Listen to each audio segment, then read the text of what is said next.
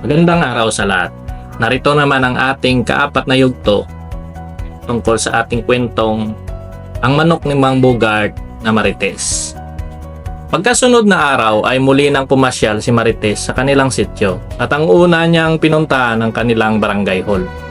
At nagmamasid, saktong nandyan si Kapitan at ang kanyang mga tanod sa opisina. Saglit nakikinig si Marites sa usapan ni Kapitan at kanyang mga tanod. Akala ko manalo si paring Buk. Survey lamang siya, survey lang pala. Ikap, talo siya sa ating barangay. Ang lamang ng kalaban, 2 lang. Mukhang 10 buto lang nakuha niya sa barangay natin. Kap, mukhang tayo lang ang nagbuto sa kanya. Delay ang pangpadulas niya. Yung mga tao, nagre-reklamo sa kabila na lang. Siguro kahit 150 lang ang bigayan. Kaya nga Kap, wala siyang magawa, talo siya. Sige, kung wala kayong gagawin, magbantay na kayo sa kalsada. Magbantay na kayo ng dalagang pwede mahaligawan. Retaw nyo sa akin. Si Kap ay wala pang asawa. Nasa 39 anyos na siya at gustong mag-asawa. Ang problema kasi hindi pa nakapangligaw, takot dahil supot. Matandang supot. At nang umalis ng kanyang tanod, hindi nila alam. Og 500 sana kada tao kaso nabila binigyan din akong tig 1,000. Save mo na. Panglaban sa sunod na buwan. 5 piraso din ang lalaban ko. Promoter pa ako. Sigurado naman ang matching ko na panalo. Isa naman ang ulo ko nito. Sa darating na piyesta, madami-dami din naman kasing kakain. Puro kakain mga bisita. Kaya kailangan pang gastos. Sakto-sakto to. Pag manalo pang mga manok ko, magpapalit son ako. At wala naman akong gagawin dito sa opisina.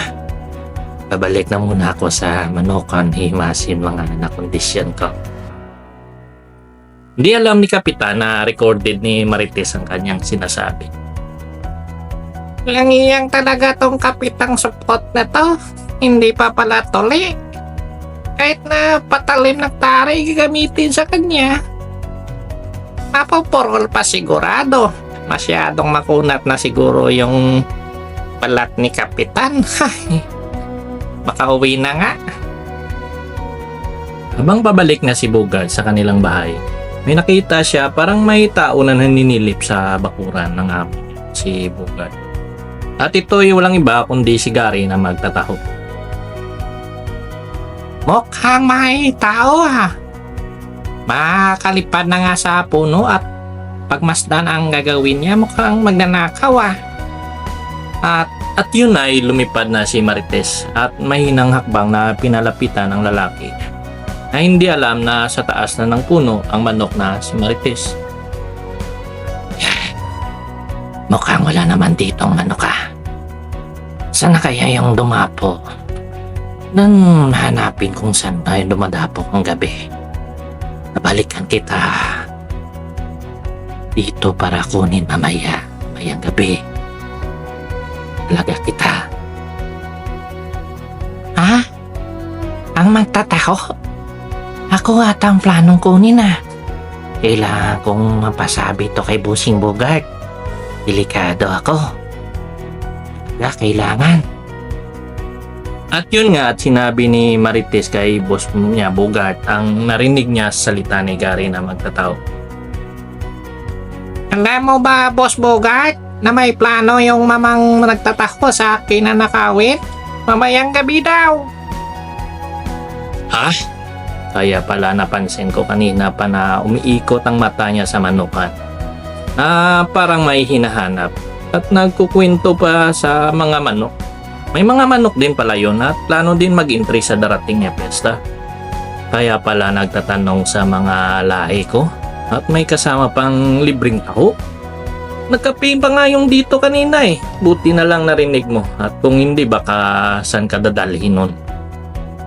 At nang gabi din yun, nagplano na si Gary na pupuntahan mayang tulog na mga tao sa sityo. At planong nakawin talaga si Marites. Mga alas 9 mamaya, yung tulog na ang lahat. Yun na nga at pinuntahan ni Gary para puntiryahin si Marites. Saktong si Marites at si Bogart ay nakabantay din kasama ang misis niya. Plano din sila. Habang gumagapang si Gary sa kilid ng bakuran ni Mang Bogart ay napansin niya na ang manok na nakapwisto malapit sa bintana at pwede niya makbot. Kung siniswerte ka ba naman, dadakmain ko na lang ng biglaan saka tumakbo ng mabilis. Pero habang papalapit na siya sa bintana, biglang nakagbukas ang bintana at may nagbuhos ng likidong mapanghi na parang may kasamang laman. Putsa! At kumaripas na ang takbo si Gary. Grabing matanda yun. Sakto ba at ang pagsaboy sa mukha? Hindi lang ata ihiyata to. May mga laman. Ano to? Tae! Uy, ayop ka! At diretso na si Gary sa sapa para maligo. Pulilyasong plano niya. Habang sa bahay ni Mang Bogart, tawang-tawa ang manok na si Marites kasama na si amo niyang Bogart.